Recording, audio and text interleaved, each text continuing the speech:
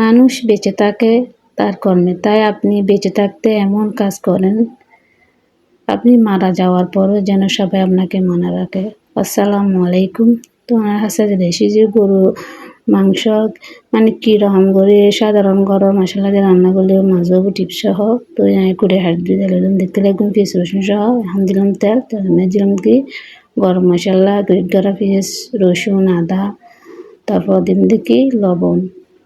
এখন লবণ দিয়ে কি হসাইলাম, হসাইবার পর দিন দেখি ফালি করা পিঁয়াজ, টমেটো, কাঁচামরিচ ইন্দিরা আবার একটু করে হসাইম। তারপর দিন দেখি মরিচের গুঁড়োকে প্রথমে দিই যাতে মানে কালার সুন্দর একটু হাসাই ফেলে হাসাইয়ের। তারপর দিন দেখি হলুদ আর মশলা, এখন হলুদের গুঁড়ি আর মশলার গুঁড়ো দিয়ে ফেলে দিয়ে আবার নাড়ি ছাড়িয়ে একটু করে পানি দিম। পানি দিয়ে মানে আবার কষতে দিম, তারপর কষতে কষতে তো পরে মানে তেলে যাতে বাসি উঠব।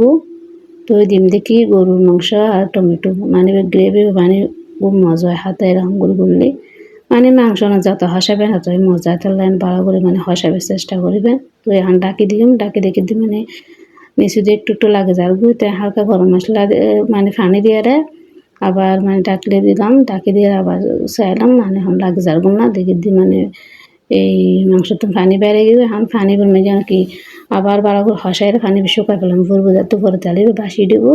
তো মানে জুড়ে দিবেন তো মানে মজা হবো। তো এখন দেখি দুপুরে তেলে বাসি উঠে হসি গেব। তো এখন হাতে যতটুকু প্রয়োজন পর্যাপ্ত মানে জুড়ে বেঁধে পেলে পানি গরম পানি লইলেও গরম পানি দিয়ে দিম এখন।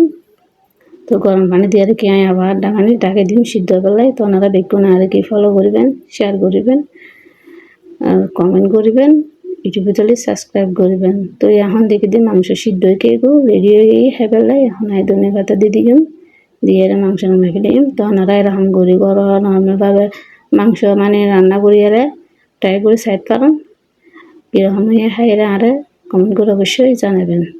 বেগুন ভালো থাকবেন। আসসালামু আলাইকুম।